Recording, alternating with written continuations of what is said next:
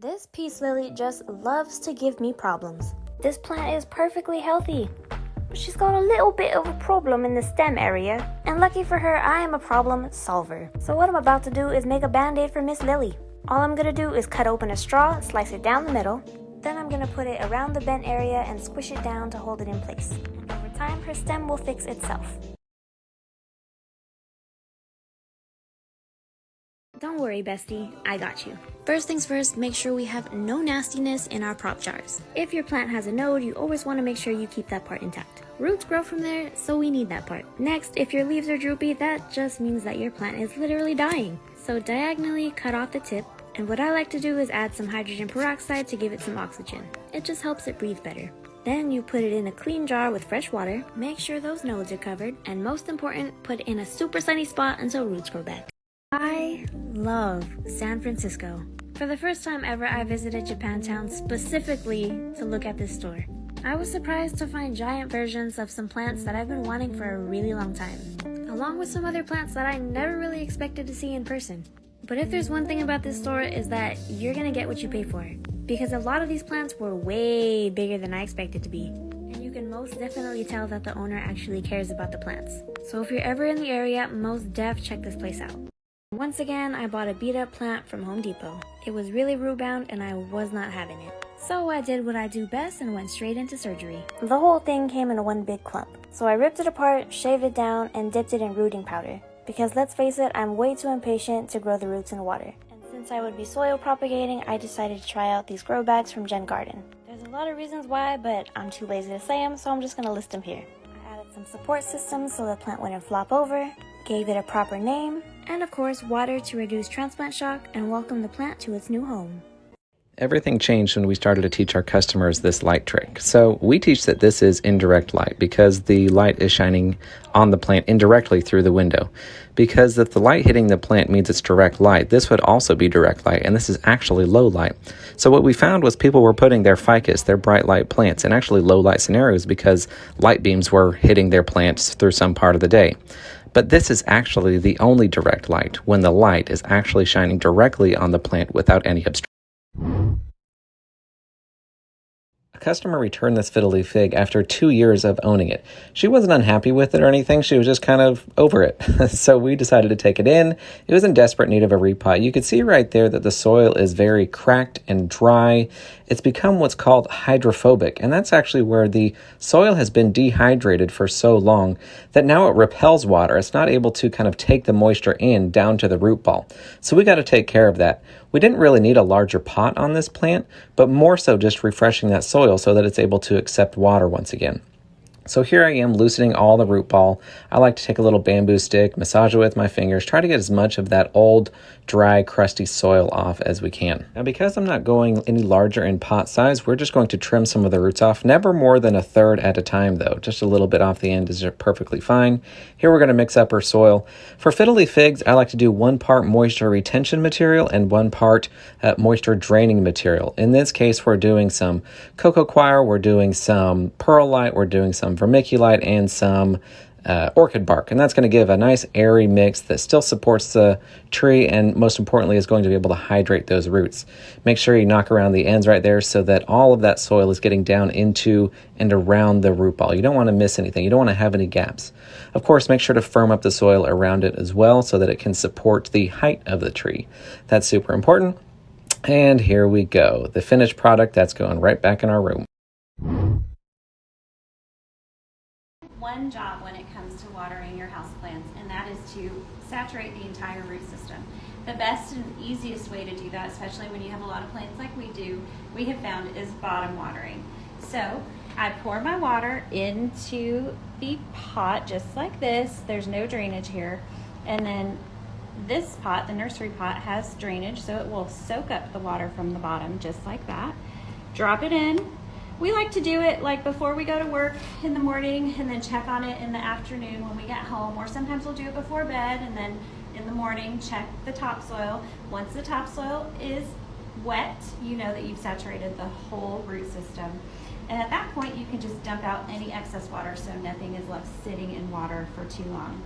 The one thing that you should remember when you're bottom watering is to about once a month do top water.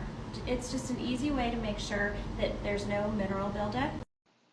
99 times out of 100, a bottom leaf that is yellowing off is perfectly normal. Oops, there we go. But let's do some other checks to make sure. So one thing we want to do is check the backside for pests. Spider mites and mealybugs and thrips, especially like to hide on the back sides. Got to look in the crevices as well. Look for scale along the stems.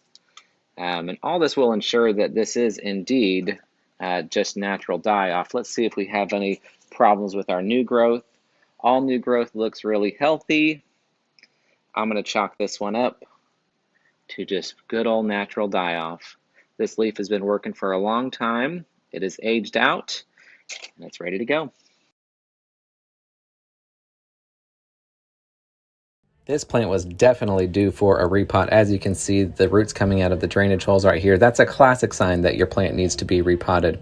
When the roots are coming out that far, we do try to be careful and cut them out of the pot. We don't want to damage those long roots. They're super valuable to the plant. So we will cut around it. It's kind of a special situation, and voila, we will just pull them right out of there. That worked out really well. Monstera, philodendrons, aroids in general, they really like to have a nice, airy, chunky mix. Yes, they do want to retain some moisture, so we do use some regular general purpose potting soil, but we throw some bark in there, we throw some charcoal in there, we throw some perlite in there, and that really gets a lot of air to the roots, which is super important for aroids. We just went up one pot size here. It was in a 7-inch pot, and this is an 8-inch pot. You want to make sure to just go up 1 to 2 pot sizes whenever you repot, which is usually about 1 to 2 inches larger than the root ball. That's going to keep the soil to root ratio balanced, and you don't risk overwatering nearly as much as if you were to use a bigger pot. Make sure you tap the sides and kind of scrunch them in there, pack the soil down so that it gets in all the little nooks and crannies around the root ball so that it can stay hydrated.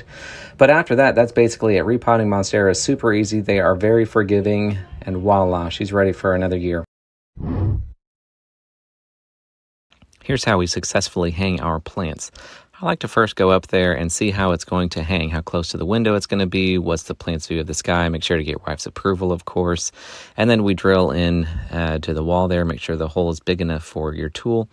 Now, I like to use these swag hooks. They work really well, especially if you're not drilling into a stud. So get it up there above the drywall and screw it in and just hang it up. It looks pretty good. The most important part here is that you're hanging the plant low enough so that the plant can see a good view of the sky, especially for these Hoya here. And of course, make sure the hook is rated for the amount of weight it'll be holding.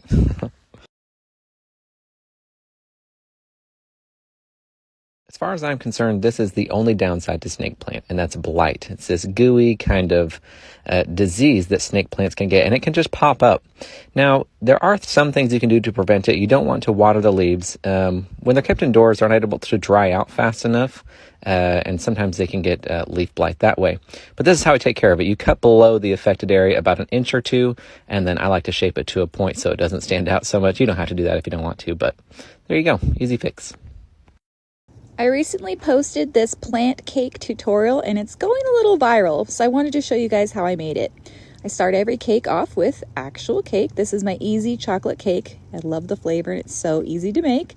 Paired with my easy buttercream. Make that nice and round. This is going to be the base for the part of the cake that looks like the pot. Then I covered the whole thing in some marbled modeling chocolate to kind of give it that natural terracotta look.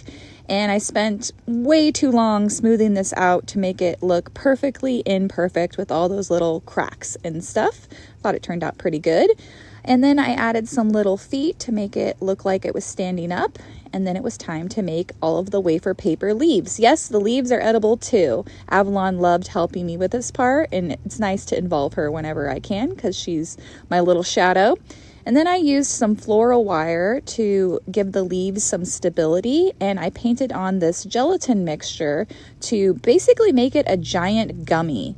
Peeling them off the plastic is my favorite part, so satisfying. Then I cut them all into beautiful monstera-like leaves, but I wanted to make this a variegated monstera with some white pieces because that is my dream plant, and as a plant lover, you know, you got to make the plant that you would want to have the most, right?